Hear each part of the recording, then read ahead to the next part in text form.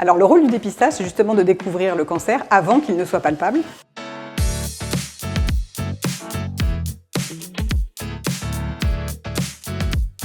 Alors une mammographie, ça peut faire mal et c'est important en fait de comprimer le sein parce que quand on comprime le sein, on met moins de rayonnement et donc quand on met moins de rayonnement, évidemment, on a une meilleure qualité d'image. La mammographie, c'est un examen qui est très peu irradiant puisqu'en fait on peut même faire des mammographies chez la patiente enceinte. Et lorsque l'on compare par exemple l'ensemble des mammographies qu'on fait durant toute la période de dépistage, entre 50 et 74 ans, soit 7 mammographies, on s'aperçoit que c'est moins irradiant qu'un scanner avec injection abdominopelvienne.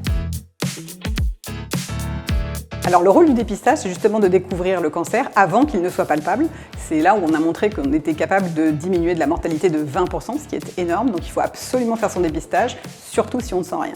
Il y a une réflexion en cours pour avancer à 40 ou à 45 ans le premier dépistage qu'on propose aux femmes.